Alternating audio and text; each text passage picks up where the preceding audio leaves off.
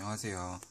이번 시간에 보게 될 건 우리가 이항분포라고 해서 이것도 사실 교과서에서 어떻게 증명 과정이나 뭐 그런 것들은 정말 잘 표현해 주고 있는데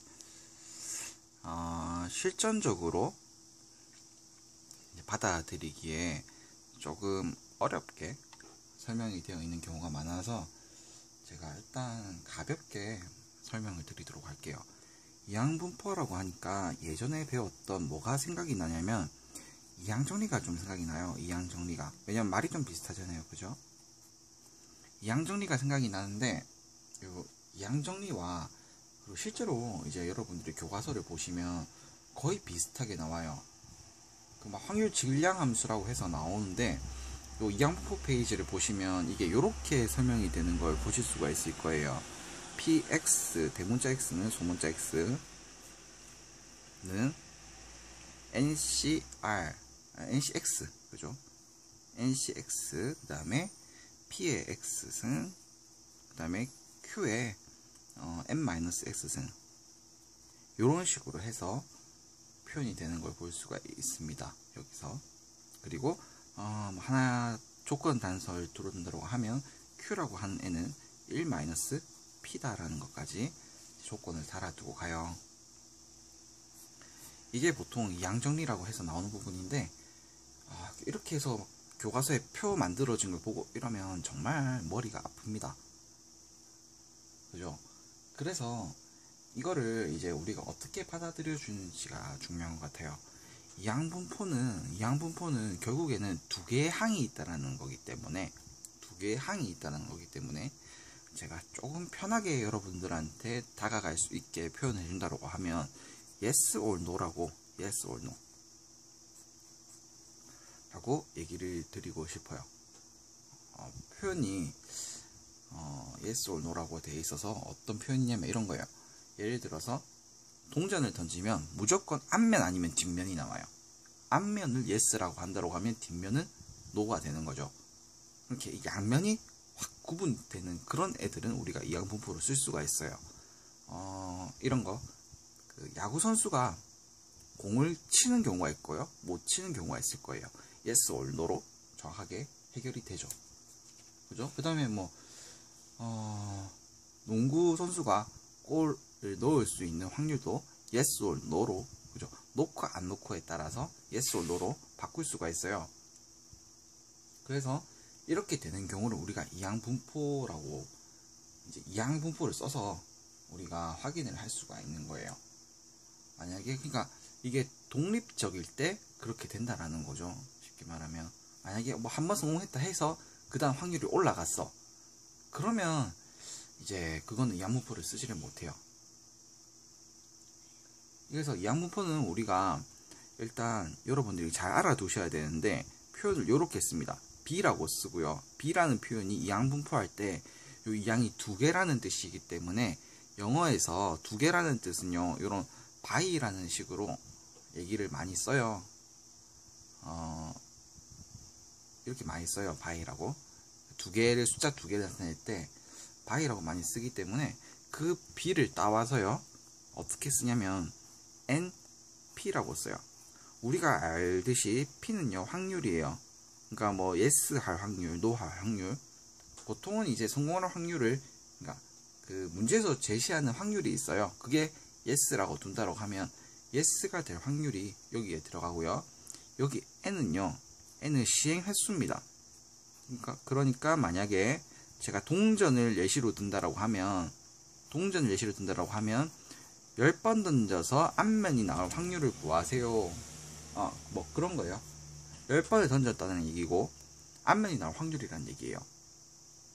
그러면 이제 여러분들이 이제 계산해 보시면 아시겠지만, 봐봐요. 그 동전을 던졌을 때 앞면이 나올 확률이 2분의 1이잖아. 그러면 10번을 던졌을 때 앞면이 나오는 횟수는 평균적으로 5개가 되겠죠. 5개. 그죠? 확률이 2분의 1이잖아. 10번 던졌을 때 5개가 나올 확률은, 그러니까 앞면이 나오는 횟수는 5개가 되겠죠. 그래서 이제 요 이항분포에서 평균은요,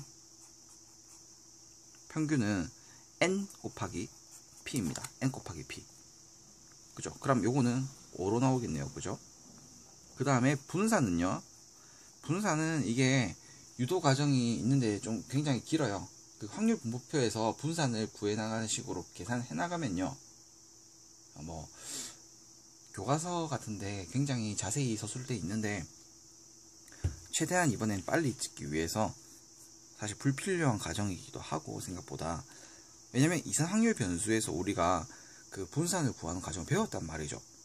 그래서 그 분포표에서 우리가 분산하는 거 배웠잖아요. 그죠? 저쪽에 변수 쪽에 제곱을 붙여주고 그걸 평균을 구한 다음에 빼기 평균의 제곱을 해주면 되는 거였었잖아요. 그래서 요 Vx도 나중에 계산을 하다 보면 결국에는 NPQ라고 하는 아주 쉬운 형태로 나오게 됩니다. 이 Q가 뭐냐면 아까 전에도 말씀드렸지만 1 빼기 P예요. 그러니까 1 빼기 P라는 얘기는 이게 성공하고 못하고가 있다고 치면 못하고의 확률인 거예요. 그런데 만약에 지금 동전의 기준인데 앞면이 나오는 건 2분의 1인데 뒷면이 나오는 게 또 1 빼기 2분의 1이 아닐 수가 없죠. 그죠? 무조건 앞면 아니면 뒷면 나와야 되는 거니까. 그래서 이거를 계산하게 되면은 이제 요게 Q가 여기서 2분의 1로 써지겠죠. 그죠? 그래서 이까지가 5였으니까 이게 들어오게 된다고 하면 2분의 5가 되는 거고요. 시그마 요 표준 편차는요. 루트의 NPQ겠죠. 당연히. 분산에 대해서 그 루트가 씌워지는 거니까. 그래서 요렇게 되는 게 그 이항분포에서 평균 분산 표준 편차를 구하는 거예요. 이항분포일 때는 B가 나온다는 사실을 반드시 알아주셔야 되고, 학교에서 뭐 서술형이라든지 뭐 그런 시험을 치게 될 때 논술을 보러 간다 하더라도 나중에 이런 표현으로 해서 나오는 게 좀 더 있어요. 우리가 저번 시간에도 뭘 배웠었냐면 예전에 순열조합 이런 부분에서 분할할 때도 배웠었고요. 그죠?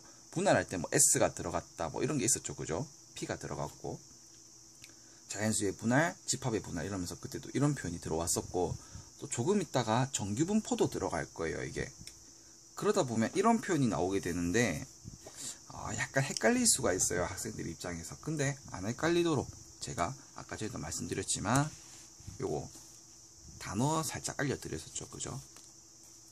보통 두 개가 들어갈 때는 by라는 게 들어가고, 세 번째부터는 이제 try라고 해서 트리라고도 하고요.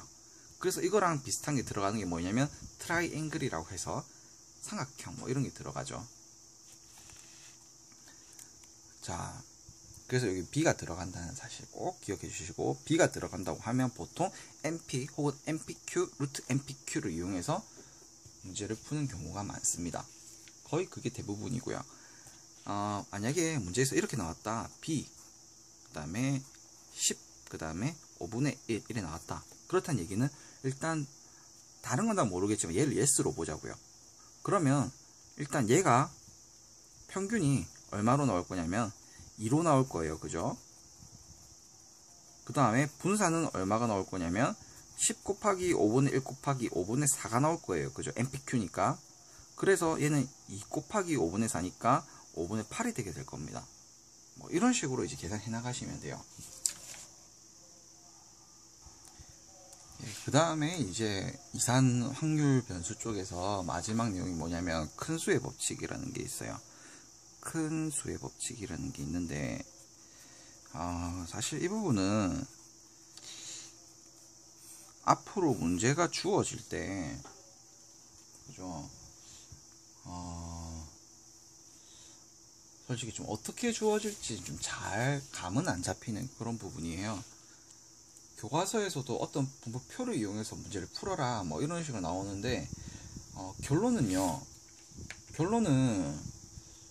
이제 나중에 여러분들이 이항분포를 뭐 하시면서 문제를 푸셔도 되고 뭐 그렇게 되는 부분이라 가지고 이제 제가 그냥 설명을 드릴게요. 그냥 설명만 드리고 그냥 거기에 관련돼서 교과서 한 번 정도만 읽어주시면 아마 될 것 같은 그런 부분이에요.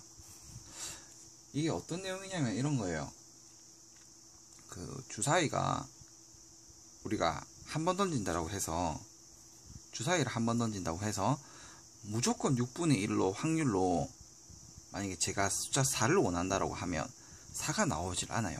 만약에 정말 그게 된다라고 하면 제가 6번 던지면 그 중에서 한 번은 무조건 1이 나오고, 한 번은 2가 나오고, 한 번은 3, 한 번은 4, 한 번은 5, 한 번은 6이 나와야 돼요. 주사위 확률을 믿는다라고 하면요. 그런데 뭐 아시잖아요. 주사위 2번 던졌는데 2번 다 3이 나오면 벌써부터 6분의 1이라는 확률이 깨진 거야. 그죠? 그런데 이거를 엄청나게 시행을 많이 하는 거예요. 처음에는 뭐 60번, 그 다음에는 뭐 100번, 아니 600번, 6000번, 6만번, 뭐 6억번, 그 다음에 뭐 6조번, 뭐 이런 식으로 해서 계속 이제 주사위를 던져요. 그러면 이게 정말 그 6분의 1이라고 하는 그 비율만큼 정확하게 떨어지진 않지만 가면 갈수록 그 오차가 줄어들어요. 이런 거랑 같아요. 더 숫자 좀 작은 걸로 해서 예를 들어 드릴게요. 우리가 동전을 던진다라고 했을 때 동전 2번 다 던져서, 그죠? 던질 때 앞면이 나오는 경우는 사실 2분의 1이 확률이에요. 원래는.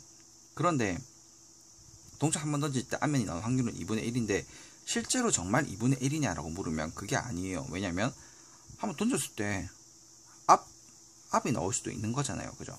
그럼 벌써 2분의 1이 확률이 깨진 거고, 2번 던졌는데 2번 다 앞이 나왔으니까 이거는 1이 된 거예요. 확률이. 그죠? 근데 우리가 알기로는 그게 아니잖아. 그래서 계속 던져요. 계속. 뭐 한 100번 던졌어요. 100번 던지니까 100번 던졌어. 100번 던지니까 앞면이 뭐 한 60번 나왔고 뒷면이 40번 나왔다라고 해요. 그러면 아까는 여기 그냥 앞이 거의 1이었는데 지금은 아까보다는 2분의 1에 가깝게 됐죠. 그 다음에 1000번을 던진 거예요. 1000번을 던지니까 뭐 한 553번이 됐고, 그 다음에 뒷면이 447번이 나왔다 쳐요. 그러면 아까보다는, 아까 6대4였는데 조금은 더 줄어들었다는 거죠. 그렇지만 차이는 아까보다는, 그죠? 아까는 20개밖에 차이가 안 났었는데, 서로 차이가. 근데 지금은 거의 100개 가량 차이가 나는데도 불구하고 비율상으로는 어떻다? 조금 더 2분의 1에 가깝게 됐다는 얘기죠. 그럼 이거를 나중에 계속 엄청나게 많이 시행 반복을 하다 보면 결국에 비율은 1대1로 떨어지게 된다는 거예요. 그게 큰 수의 법칙이에요. 큰 수의 법칙. 그냥 숫자가 계속 커지면 커질수록 우리가 이론적으로 생각하고 있는 그 확률과 맞아 떨어진다. 이런 얘기예요. 예. 그래서 이제 이게 처음에 이항분포가 그래프로 그려진다고 하면, 뭐 학교에 그 교과서를 보면 문제집에는 잘 없는데 교과서에는 이항분포 그래프가 조금 나오거든요. 그래서 처음에는 뭐 요런 식으로 모양이 좀 비대칭식으로 나오다가 결국에는 숫자가 커지면, 시행 횟수가 커지면 얘가 나중에 요런 이제 좌우 대칭적인 형태를 띄게 된다라고 그래프 소개시켜 주고 있어요. 좌우 대칭의 모양으로 변한다고. 그래서 이걸 통해 가지고 나중에 또 뭐가 만들어지냐면 정규 분포 같은 게 만들어지는데, 그래요. 예. 이게 어떻게 보면 통계에서 가장 기초적인 내용들이고, 그죠? 또 어떻게 보면 조금 외워야 될 게 있다 이렇게 하시는 학생이 있을 건데, 외워야 될 거는 가장 기본적으로 외우는 거예요, 사실. 그리고 엄청 어려운 내용은 없어요, 그죠? 그리고 외우면 외우는 대로 성적이 따라올 거예요. 이 부분은 거의 대부분의 경우를 봤을 때 저 앞에 순열조합이랑 완전 다른 과목이거든요. 그리고 미적분이랑 해도 완전 다른 내용이야, 실제로는. 그렇기 때문에 정말 그냥 외우기만 외워도 기본 점수를 받아갈 수가 있는 부분이에요. 그래서 이 통계 파트 같은 경우에는 사실 제가 지금 얘기를 길게 하고 예시를 많이 들어줘서 그렇지, 사실 그냥 기출문제를 풀면서 문제를 이제 진도를 쭉쭉 나가더라 하더라도 정말 한 5시간, 6시간 그 정도 내로 마무리 지을 수가 있는 부분이기 때문에 정말 노력만 조금 하시면 돼요.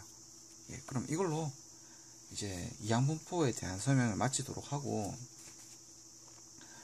다음 시간에 정규분포로 찾아보도록 하겠습니다.